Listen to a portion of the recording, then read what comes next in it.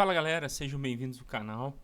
É o Isaac que tá falando, o professor Isaac, e a gente vai começar aqui a matéria nova, o conteúdo novo aí sobre Revolução Russa.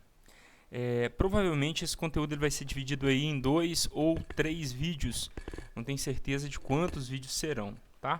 Mas enfim, de modo geral, a gente pode dizer que nós vamos passar aqui por um conteúdo bem extenso que engloba basicamente os capítulos 5 e 6 da apostila de vocês, tá? Então a gente começa falando, essa primeira parte aqui agora vai falar basicamente dos antecedentes da Revolução Russa, beleza? Então a gente vai começar falando, né? Eu vou começar já apontando algumas coisas aqui na própria capa, né, dessa apresentação. Então, aqui a gente tem, né, o brasão russo, né, que é a águia bicefálica, né? Tem aqui o cetro, né, e o globo aqui, né, a ideia do império. Aqui a gente tem São Jorge, né, ele está nesse escudo que fica no peito da águia, tá? E bicefálica porque ela tem duas cabeças. E aqui a gente tem o último imperador da Rússia, o Nicolau II, ok? A gente vai falar mais desses elementos conforme eu for apresentando aqui para vocês, tá? Então, a gente começa falando sobre o Império Russo, tá, galera? O que acontece? Tem algumas coisas que são importantes. Então, vamos lá, né? Primeiro, o Império Russo ele já existe há muito tempo.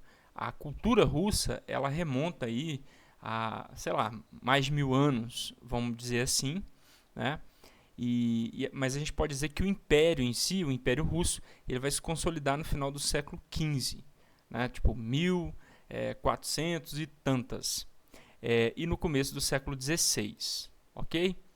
E basicamente a gente vai ver aqui, né, que a dinastia Romanov, ou seja, os imperadores, né, os czares da família Romanov, eles mantiveram o poder por muito tempo, né, muito tempo mesmo, né? Basicamente do início do século XVII, tá aqui, ó, 1613, até mais ou menos, aqui está falando do final do poder absolutista, né, que foi em 1905, mas eles duraram, né, eles viveram o último czar, que é o Nicolau II, ele só abdicou do trono em 1917, tá? O imperador era chamado de czar ou tsar, com T. Galera, eu não vou saber pronunciar russo não, tá? Vocês vão me perdoar, mas difícil, complicado. Mas enfim, é isso aí. Aqui dá pra gente ver, né, a extensão do território russo, né, é bem grande, né? A gente pega aqui o leste europeu, uma parte gigantesca, ou talvez a maior parte da Ásia, né? Uma parte gigantesca da Ásia, e até, né, mais ou menos ali uma parte, o meados do século XIX, o Alasca também fazia parte do Império Russo. Depois os russos venderam o território do Alasca, ainda no período imperial, eles venderam o território do Alasca para os Estados Unidos. E aí esse território aqui ele deixa de fazer parte, né, do Império Russo. Continuando, né, aqui está mostrando uma imagem, né, da praça, né, Praça Vermelha, hoje Praça Vermelha. Aqui a gente tem a Catedral de São Basílio, que é aquela catedral que tem aqueles domos, né, diferentes e tudo mais, que é bem curioso assim. É uma catedral ortodoxa, né, do cristianismo ortodoxo. E aqui é uma cena, seria uma cena, né, do período moderno, né, já da modernidade russa e tudo mais. Essa imagem, aliás, essa foto, né, isso aqui é uma foto, ela foi colorida, eu achei ela bem interessante. Aqui tem até o crédito de quem coloriu a foto. Originalmente ela é uma foto em preto e branco, que ela é do século XIX, da família Romanov, que foram os últimos governantes. Aqui no meio a gente tem o czar, né, o imperador, que seria mais ou menos a mesma coisa, né? A gente tem essas diferenciações de nome aí. Na Rússia eles eram chamados czares, assim como, por exemplo, o imperador alemão era chamado de Kaiser. Essas são títulos, né, locais aí, e eu acho legal falar os nomes locais, é mais interessante. E aqui a família dele toda, né, a família imperial, tá? Algumas informações aí que são relevantes para a gente poder entender sobre o Império Russo. Terceiro maior império da história em extensão territorial. Galera, foi, né, o terceiro maior império, né, em dimensão territorial. E eu não consegui pegar informação em número de habitantes, mas também era um dos territórios dos impérios mais populosos. Não era o mais populoso, mas era um dos mais, tá?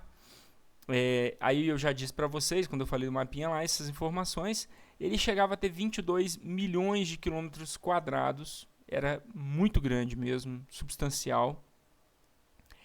E em 1897, o Império ele tinha 125 milhões de habitantes. É gente pra caramba, pra época, tá, galera? Né, a gente for pensar aí, alguns países hoje não tem esse número de população, não tem essa população.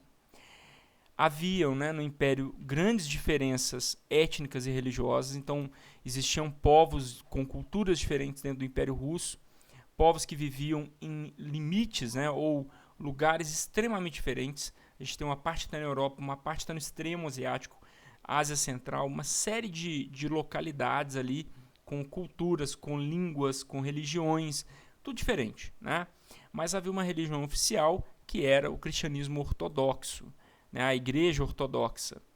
Não é a mesma coisa da Igreja Católica, tá, gente? É uma outra igreja. Apesar da Igreja Ortodoxa ela ter tradições muito parecidas com a Igreja Católica, elas rompem, né? Aí a gente vai falar aí do momento de rompimento da Igreja do Ocidente com a Igreja do Oriente, que é a Igreja Católica Apostólica Romana e a Igreja Ortodoxa, que é chamado pelos historiadores de Grande Cisma. Isso aconteceu mais ou menos aí no ano de 1054, ou seja, já tinha muito tempo que isso tinha acontecido, e a Igreja Ortodoxa ela tinha lá as suas características específicas e tudo mais. E ela era a base do poder, pelo menos o poder religioso, o poder espiritual ali do Império Russo. Né? Ela era a religião oficial do Império Russo. Os russos eles mantiveram, né? O Império Russo ele manteve uma estrutura feudal até 1861. O que eu estou querendo dizer? Existia ainda servidão, laços de vassalagem e tudo mais, até muito tarde. Ou seja, em comparação com a Europa, tá, galera? O Império Russo ele era um império muito atrasado. Muita gente critica isso, fala que, nossa, como é que esses caras estavam vendo isso ainda, né? Mas eu acho que a gente tem que fazer também uma autocrítica na nossa própria história. É só a gente pensar que o Brasil, a escravidão, ela durou até mais do que isso, né? Então, a escravidão vai durar até mais. Em alguns outros países, a escravidão, oficialmente, ela vai durar até muito mais, até quase o começo do século XX. Né?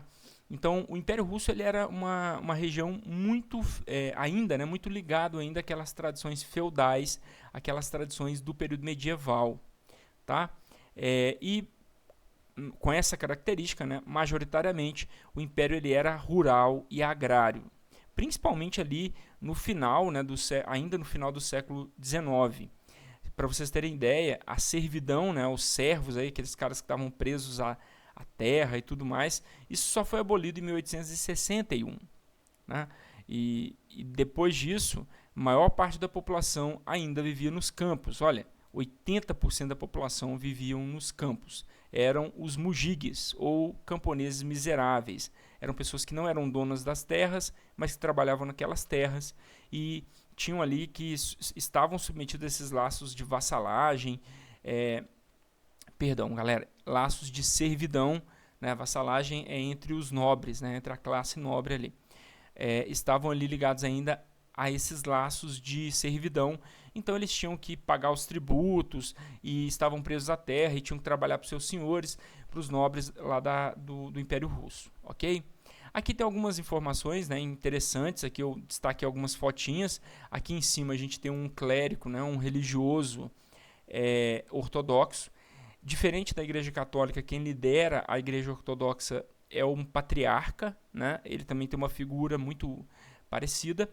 Os cristãos ortodoxos, eles acreditam, né, em santos, eles têm os seus próprios santos. A gente vai até falar de uma família, né, aí depois, mais para frente.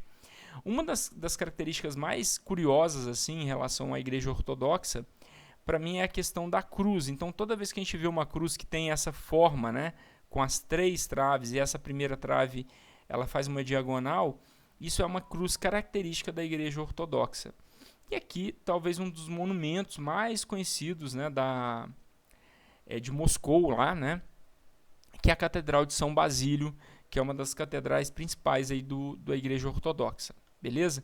E outra, tá, galera? A Igreja Ortodoxa, ela não é só russa, ela existe em outros países do leste europeu, Grécia, até mesmo em Turquia e outros lugares assim, ela se mantém ainda viva e ela congrega aí milhares, milhões de seguidores, né? Uma igreja bem grande, como eu disse para vocês, isso aconteceu lá no começo, lá no começo não, no começo, né, na verdade, lá em 1054. Então, o cisma, né, que separou a Igreja Católica da Igreja Ortodoxa. Isso é uma característica interessante, assim, pelo menos eu acho bem curioso. Aqui está mostrando algumas fotos do final do século XIX, como é que viviam, né, os camponeses. Então, eles viviam em condições muito, muito ruins mesmo, né, em casas de madeira e tal, telhados feitos de capim, dá para a gente ver aqui, e em condições precárias, né. A Rússia não é um território dos mais férteis, ela tem determinadas áreas que são férteis, mas na verdade a Rússia é um território, a maior parte do seu território é muito fria, é um território muito frio e que impossibilita a agricultura. A prática da agricultura na Rússia é algo mais complexo, apesar da Rússia ter regiões que são muito férteis, né? Então a Rússia ela tem uma agricultura muito poderosa, mas não é algo tão tranquilo quanto a agricultura em regiões tropicais, tá? Só para vocês entenderem essa característica. Aqui uma outra foto do século XIX de agricultores, né, de camponeses. Eles eram a maioria da população e viviam no campo, né, e passavam por todas essas questões de plantio e tudo mais, e não eram donos das terras, em grande parte. O contexto social do Império, né, vamos tentar aí falar um pouquinho dessa questão. A gente fala muito sobre o Nicolau II, o czar, né, o imperador Nicolau II, e ele é uma figura muito controversa, tá, gente? Porque ao mesmo tempo que ele tem coisas interessantes, modernizadoras, ele também é um cara tido como meio que um dos culpados, entre aspas. Eu não estou aqui buscando culpados, mas eu estou dizendo que a tradição, né, diz um dos culpados dos caras, das personalidades que levaram a Revolução Russa. Diretamente ele está associado a isso, porque ele era o líder, ele que governava, mas alguns outros historiadores têm ele como uma figura controversa porque ele houveram, né, tentativas, ele teve ações no sentido de tentar amenizar a situação e tentar, inclusive, resolver essa situação. Então, uma dessas tentativas é a tentativa de modernização do Império. O Nicolau II ele foi responsável por abrir o país, né, o Império Russo, ao capital externo, atrair capital externo para investir no país, e aí você criar uma indústria, né, exportar petróleo, implantar estradas de ferro, indústrias siderúrgicas e tudo mais. Ele conseguiu fazer isso? Muito pouco, porque a Rússia ela tem características ali de exportação, inclusive, de mandar grãos, produtos agrícolas para o resto da Europa, abastecimento, né, de alimentos e tudo mais. Essa modernização ela chegou a acontecer e ela gerou centros urbanos minimamente industrializados, nada muito grande, tá, gente? Coisas pequenas em algumas cidades como São Petersburgo, Moscou e a região do Rio Don. E ali vão surgir os trabalhadores urbanos, trabalhadores industriais, que vão estar submetidos a trabalho insalubre, baixa remuneração, longa jornada de trabalho e tudo mais. É como se fosse um pequeno começo de uma industrialização, e aí você tem todos aqueles problemas ligados aos problemas urbanos, aos problemas do trabalho fabril, do trabalho urbano, que são aquelas questões da legislação de trabalho, que não tinha jornada de trabalho, não tinha nenhuma garantia legal, e a questão da baixa remuneração. E quando a gente fala do trabalho insalubre, nós estamos falando de que essas pessoas, elas não tinham condições boas, né, no ambiente de trabalho. O ambiente de trabalho ele podia causar ali acidentes, adoecimentos e tudo mais. A gente fala que era insalubre, tá? No começo do século XX, a Rússia já tinha 176 milhões de habitantes. Só para vocês terem uma ideia, na época, a população russa era maior do que a população da Alemanha, da França e da Inglaterra juntas. Como eu acabei de dizer, né, a Rússia ela era o celeiro da Europa, ela era né, a grande produtora dos alimentos que abasteciam os países europeus. A Rússia também está na Europa, uma pequena parte está na Europa e uma grande parte estava ainda, né, ali na Ásia e um pedacinho lá na América, beleza? A nobreza dominante, os boiardos, eles conduziam a política do império e monopolizavam, né, aí o controle sobre as terras e eram apoiados pelos militares, que eram os Okrana. Basicamente era uma estrutura que vinha desde o período feudal ou, né, do período do Antigo Regime e a Rússia ela era essencialmente uma sociedade do Antigo Regime, tá, gente? Era o rei, né, o czar, o imperador, ele era um monarca absolutista, ele mantinha nas suas mãos todo o poder. Então não havia parlamento, não havia participação política basicamente nenhuma e você tinha ali umas coisas que eram interessantes no sentido de mudar essas coisas, do Nicolau II, como a questão de modernizar. Tem uma foto aqui, ó, de São Petersburgo do século XIX que mostra um pouco isso. Existiam centros urbanos que eram pulsantes, contudo, entretanto, majoritariamente esmagador, né? Tipo 80% de cada 10 habitantes, 8 viviam no campo.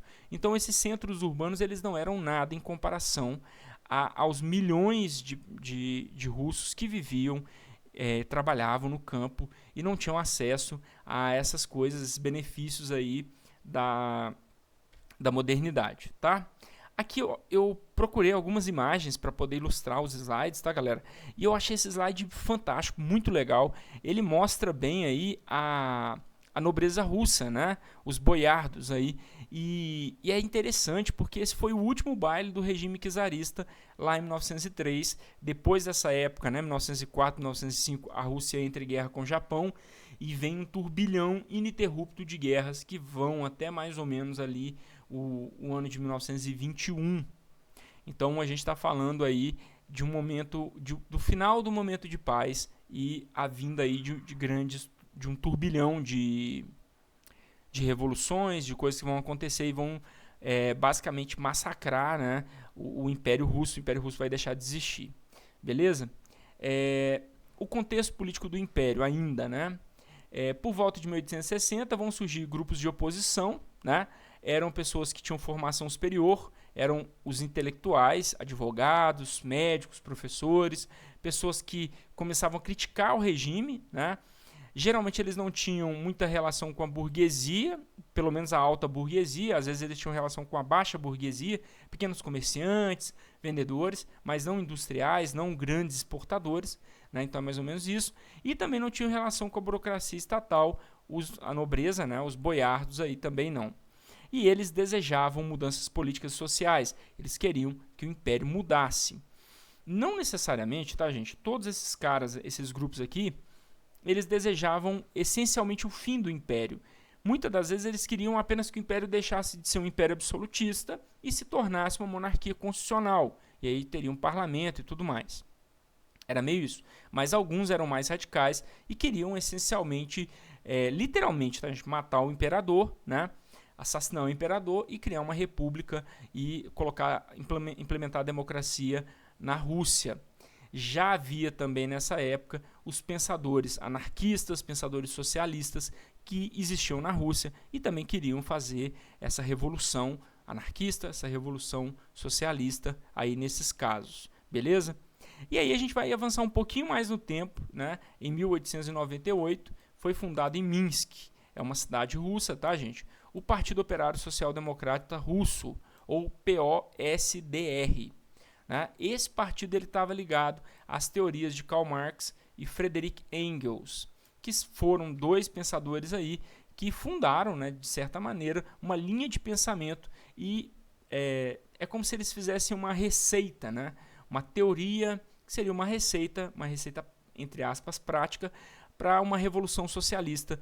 E essa teoria do Marx e do Engels fica conhecida como o socialismo científico. O ano passado nós falamos um pouquinho sobre eles. Depois, se vocês quiserem, vocês vão deixar aqui no comentário, vão comentar comigo lá no grupo de WhatsApp. Vamos falar, Isaac, eu quero que você faça um vídeo falando sobre o marxismo, falando sobre o socialismo científico, e aí eu posso fazer isso para vocês, beleza? É bem tranquilo de a gente fazer isso. E esses caras aí desse partido, né, o Partido Operário, eles defendiam uma revolução do proletariado, ou seja, uma revolução dos trabalhadores.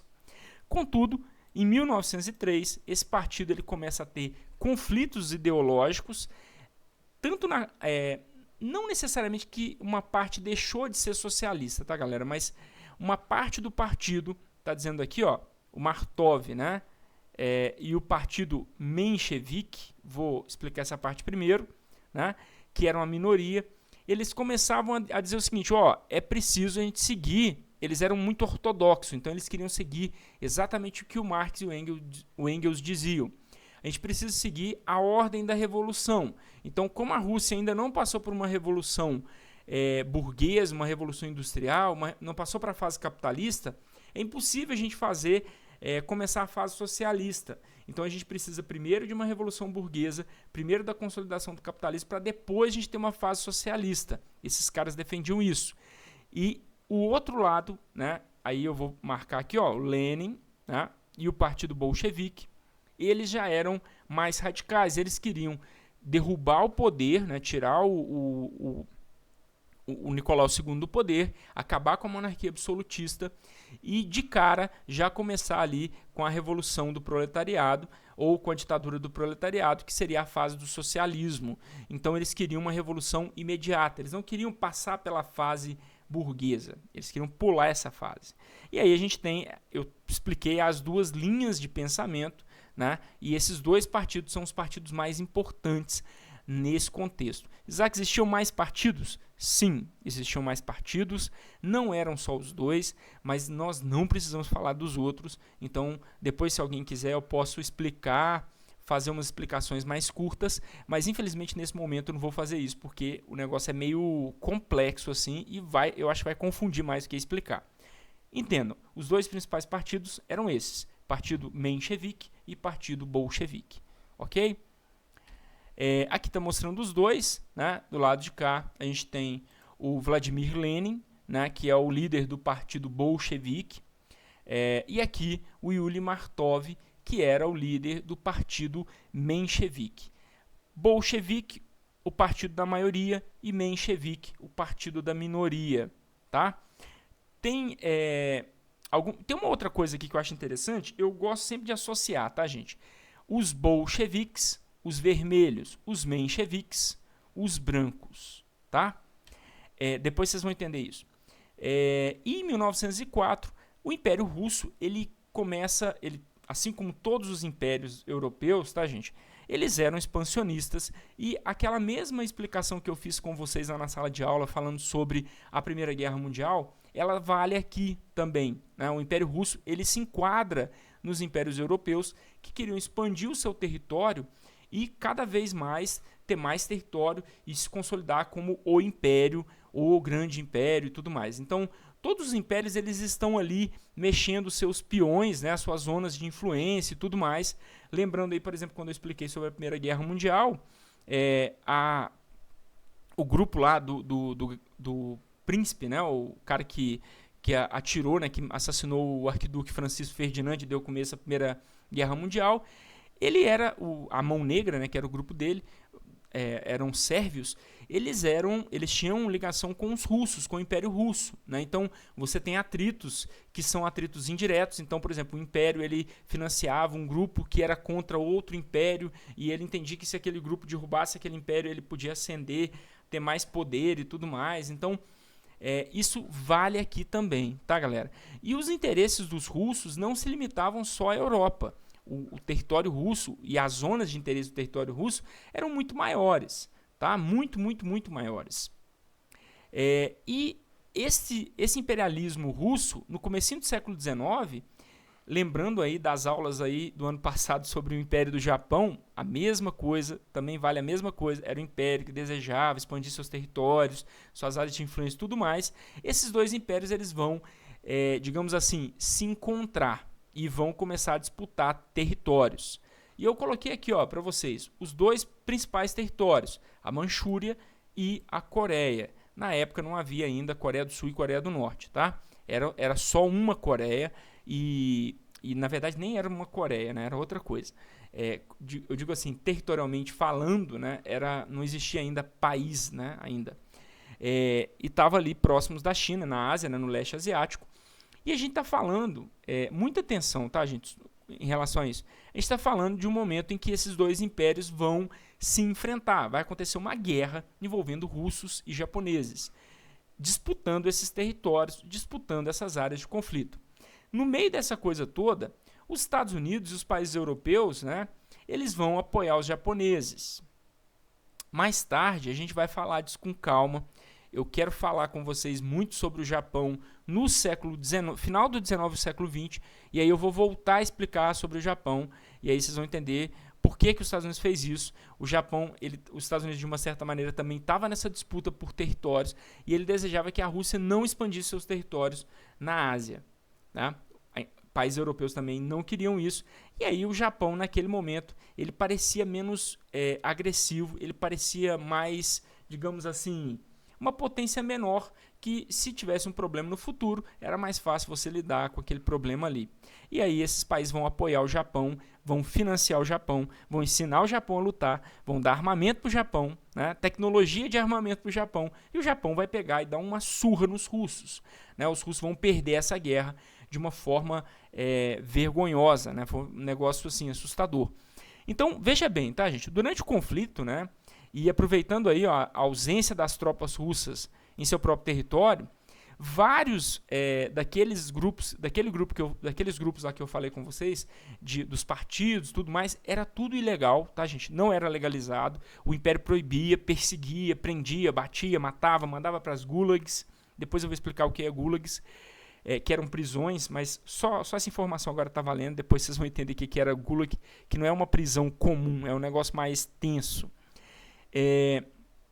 Vários desses caras aí começaram revoltas, né? Greves, manifestações, né? Contra o Império e contra o Nicolau II. E aí, gente, vários setores da sociedade que estavam insatisfeitos, né? Camponeses, operários, marinheiros, as pessoas que viviam nas cidades e tudo mais, todos eles se mobilizaram contra um imperador e falando, cara, a gente precisa de mudanças sociais, mudanças políticas, mudanças econômicas. A guerra, tá, gente, ela acabou sendo muito custosa para a Rússia, né? Acabou sendo muito custosa, muito cara para a Rússia, e isso levou, né, a uma piora muito grande na economia russa. Então as pessoas começaram a passar fome, a ter dificuldade de conseguir alimentação e uma série de coisas. Isso fazia a vida se tornar pior, né? E tudo isso acabou aí levando, né, a uma onda de problemas aí.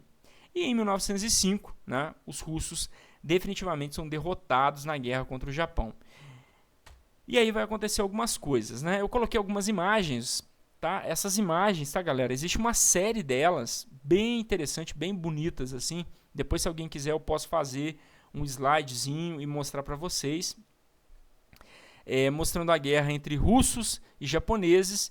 E aqui a gente consegue ver, ó, se vocês perceberem, né, uma batalha naval. Os russos e os japoneses, eles, além das batalhas em terra, eles também lutavam, né, as batalhas ali navais e tudo mais. Aqui também tem mostrando os russos se rendendo, né? Diferente, tá, gente? Aqui eu não falei, mas a bandeira do Império era essa aqui, branca, com esse X azul claro. E aqui já é a bandeira do Império Japonês. Não é a bandeira do Japão hoje, né? A bandeira do Império, inclusive hoje no Japão, ela é proibida de ser usada. Eles associam ela com o período, né, do Império do Japão, da Segunda Guerra Mundial. E aí ela é considerada um símbolo de xenofobia, um símbolo de barbárie, e aí o uso dela é proibido, né, no Japão.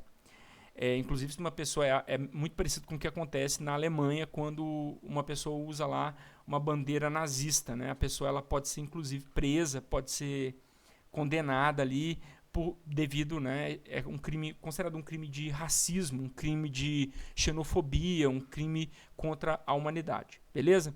Aqui está mostrando os russos se rendendo, né? A bandeira russa jogada aqui, a bandeira japonesa aqui, né? O navio e os soldados presos, os soldados russos aqui presos. E aqui os soldados japoneses, os comandantes japoneses, um comandante russo. Outra coisa que eu achei curiosa, né? essa charge está mostrando aqui, ó, vou explicar, né? Um pescador, né? E o gênio seria mais ou menos o seguinte, né? Tá falando aqui a lâmpada, né? Que deu origem aí ao gênio, e o czar, né? Como se o czar tivesse pescado essa lâmpada, né? Que foi a guerra contra os japoneses, e essa guerra ela abriu, né? A revolução, ela foi o começo, né? Ela está ligada exatamente ao começo da Revolução Russa. E está muito certo, tá, gente? Ela realmente tem uma associação direta com esse gênio que saiu da lâmpada. Ele não foi muito bacana, né? Na verdade, o gênio que saiu da lâmpada, ele era extremamente danoso para o Império, e ele vai causar definitivamente o fim do Império Russo, o fim do czar, o fim da família dele toda, tá? Só que na época eu andei pesquisando umas coisas novas aí que eu achei bem interessante. Na época, né, a gente viu aí que logo durante a guerra, né, o governo do czar, do Nicolau II, ele financiava propaganda antissemita. O que é isso, tá, gente? Propaganda antissemita é propaganda contra os judeus, contra a população judaica, tá? E isso aconteceu lá e aí isso encorajava o que a galera chama de pogroms, né? O que seriam esses pogroms aí?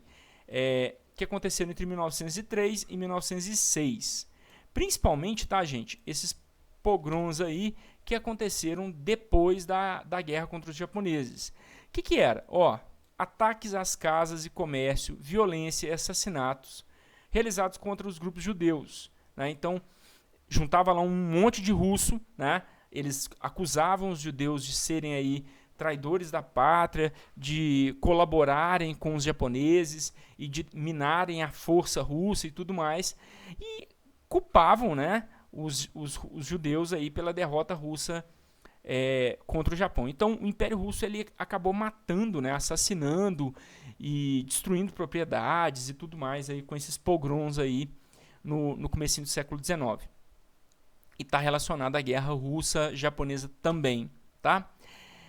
Beleza, galera. Voltando aí, continuando essas informações para a gente terminar o vídeo. Está quase no finalzinho já essa primeira parte. Antes de a gente começar a falar das revoluções já, propriamente dito, tá? Em 1905, né, em janeiro, a situação basicamente insuportável, a situação social, as pessoas estavam passando por inúmeras dificuldades, né? O que vai acontecer? E principalmente eles estavam querendo aí reduções de jornada de trabalho, melhores salários, uma condição de vida melhor, porque havia uma distância muito grande entre, né? Presta atenção nisso, entre como 20% da população vivia, que eram os grandes burgueses, principalmente a nobreza russa, a família imperial e as pessoas, a elite, né? A elite imperial. E as 80% das outras pessoas, né? Mais de 80%, né? Até porque tem as pessoas do mundo urbano ali, que viviam em péssimas condições. Essas pessoas foram até o Palácio de Inverno, né? Que era lá em São Petersburgo, pedir, né? Com uma petição, literalmente como se fosse uma carta com várias coisas, pedindo lá várias coisas, entre essas, redução de jornada de trabalho e melhorias salariais, e fazer uma manifestação até então pacífica, né? Quando essas pessoas chegaram na porta do Palácio de Inverno, o imperador, o czar Nicolau II, ele simplesmente mandou a guarda imperial, né, ir lá e dispersar a multidão a tiros, né? E aí a guarda chegou lá e foi atirando na multidão e matou centenas, quase 1000 pessoas morreram e outras centenas ficaram feridas. Eles falam em quase 400 pessoas feridas, e isso ficou conhecido como Domingo Sangrento. Esse Domingo Sangrento ele gerou muita comoção, porque as pessoas passaram a ver o Nicolau II como um cara ruim, né, porque ele não só não ouvia os pedidos da população russa, como também ele lidava com isso de uma maneira muito violenta, muito agressiva, tá? E aí o que vai acontecer, tá, gente? Como ele reprimiu isso de uma forma extremamente violenta, a resposta vai ser exatamente o que ele não queria, né? Os protestos vão se tornar ainda maiores, tá? E o pior vai acontecer, né? Que eu já falei isso para vocês, quando a gente estava falando lá do imperador Dom Pedro II, eu falei desse ponto aí importante, das questões que levaram ao final do Império do Brasil. Aí eu falei uma coisa com vocês que provavelmente vocês vão lembrar, que é o processo de dessacralização da figura do imperador. Muitas das vezes, tá, gente, os imperadores, eles tinham uma figura sagrada, eles eram vistos como uma figura sagrada, como o cara que foi escolhido por Deus para governar o povo. E muitas das pessoas, para muitas das pessoas, né, assim como no Brasil, no período imperial, na Rússia, no período imperial deles, esses caras, né, os imperadores, eles eram vistos como escolhidos por Deus, pessoas naturalmente, essencialmente boas, né, pessoas que iriam ajudar, escolher o melhor. Né? Imagina, se você acredita que aquele cara é um enviado de Deus para governar, não tem como ele ser ruim, né? E aí você começa a olhar para um cara que manda atirar na população que está sofrendo e vai pedir ele uma ajuda, e aí esse cara começa a deixar de ser visto como esse pai do povo. Né? E aí, galera, ondas de revoltas, manifestações e greves da Marinha, acontece lá a revolta do encouraçado Potemkin, que é interessante, tem até filme sobre isso, se vocês quiserem eu posso indicar o link aqui, só vocês me falarem. E fez com que uma onda de transformações de políticas sociais no Império. E o czar, tá, gente, quando ele vê o negócio acontecendo, ele fala, opa, esses caras vão me tirar do poder, porque estava muito, né? E detalhe, tá, gente, a maior parte do exército imperial russo estava no Japão ainda, né? A guerra já tinha acabado, ou estava no finalzinho, tá? Porque isso foi no comecinho de 1905, então os soldados russos eles estavam no Japão, e necessariamente uma revolução, uma revolta, né? Uma ebulição popular tão grande seria inviável, né? O imperador não conseguiria conter ela e provavelmente ele seria derrubado do poder. E aí, tentando se salvar, ele vai lá e cria, né? Lança o Manifesto de Outubro. O que seria esse negócio, Manifesto de Outubro? Ele vai modernizar o país. Então ele vai dizer, não, peraí, vamos então resolver, eu de fato vou tentar resolver esses problemas que vocês estão falando.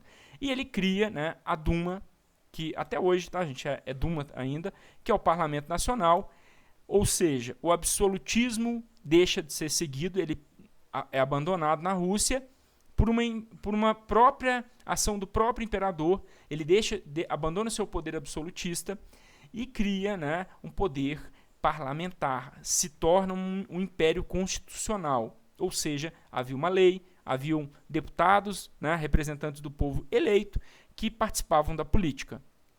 Tá? Outra coisa que acontece é a permissão para a existência de partidos políticos, e aí, obviamente, o partido menchevique e o partido bolchevique vão entrar na legalidade, eles eram legais. Isaac, existiam outros partidos? Sim, senhores e senhoras. Tá? Existiam outros partidos, mas nós não vamos falar sobre esses partidos aqui. Joia?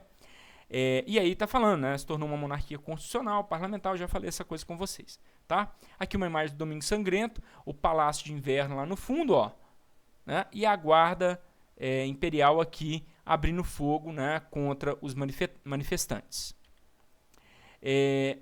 Aqui está falando, né, mais algumas coisas aqui sobre os bolcheviques e os mencheviques.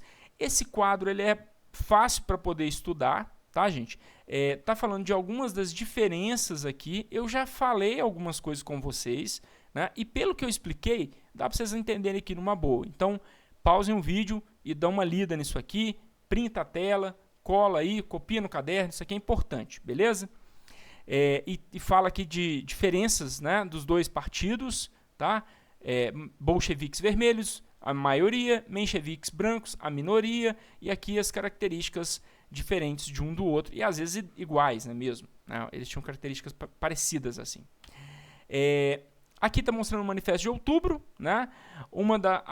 As manifestações, né? Uma das manifestações na época, beleza?